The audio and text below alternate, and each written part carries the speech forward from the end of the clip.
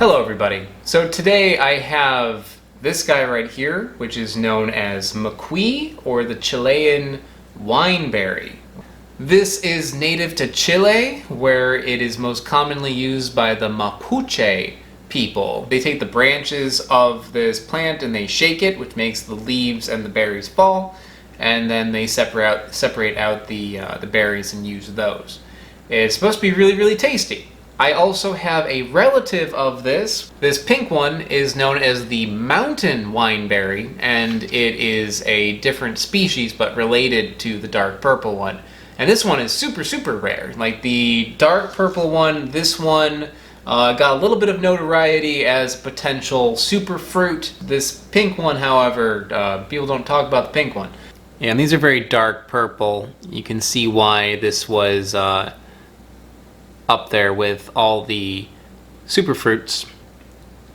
So, gonna eat several of these at once.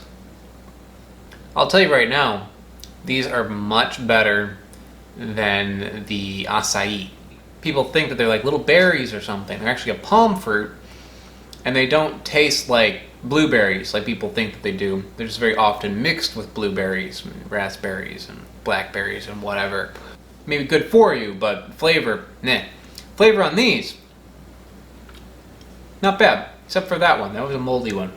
When you eat it, the initial taste is different than the aftertaste. Like I think like it dissipates very quickly. So it's all kind of very nebulous when I'm trying to think about what I'm going to say about this thing. It feels like it's kind of sour, but it feels like it's not. I would put it maybe at fairly low though. I would say it's like a 2. But the initial sourness is different than the sourness I have as an aftertaste. As an aftertaste, yeah, like a 1 or a 2. Initially, maybe like a 2 or a 3. It feels like it's strong enough and like flavorful enough where it feels like you're eating something that's sweet.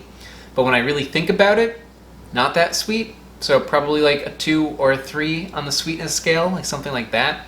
There's like an herbal taste in it, but it's not exactly like any herb that I can really think about. I guess maybe like a little bit like oregano or something.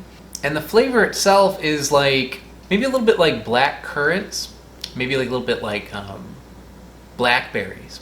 It's a strange one. It tastes like things that you've had, but in an odd combination. If this were available the same way that acai is available, this would be more popular. It definitely has a much better flavor than acai. This, however, it does taste medicinal. It tastes like something you would eat because it's good for you. But it's also pretty decent in flavor as well. Next, I'm going to try these pink ones. Might be a ripeness thing. But the pink ones are bitter. A little bit. And they don't have much flavor to them.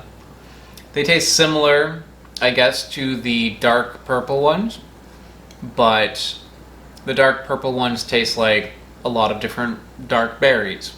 It tastes similar, but if you were to take a lot of the flavor out of it. The pink ones are from a completely different place. They're from New Zealand. So it's kind of interesting that they are there and the other ones are in Chile. It's very different places. But the difference between the two fruits is also quite big. You know, the pink ones don't have as much of a nice flavor as the dark ones do, because I think whatever is in that dark color is removed. So you kind of feel that when you eat it. But there is a little bit of a similarity, but it's missing some of the things that make the dark ones good. So maybe not as good, but being like a collector of rare fruit, I'm pretty excited about that pink one. like the purple one, I'm excited. I've never had that. I've never heard of any of these. But the pink one, I know that is one that is tricky to find. So super exciting to get to try that one, as well as one that's a little bit more common, a little bit more well known. If you're growing plants, you might want to pick one over the other, depending on if you're going to be eating it or if you want something just for your collection. You know. So, and by the way, if you want to grow these, you can check out the link in the description below. That will take you to wanderlustnursery.com. That is Matt and Megan's nursery in Seattle, where they ship plants all across the US, and if you live in Seattle, you can actually go there and pick them up too. I think that's about it though, so I will see you guys next time. Bye-bye. I want to give a special shout out to AltPod and Smarter Every Day. They are mega patrons over on patreon.com. Patreon is how this channel happens. It's how I can afford to do all the things that I do. So if you want to help me out by supporting the channel and getting some bonuses along the way, check out the description. I also have these shirts for sale. Those are in the description as well. See you next time. Bye.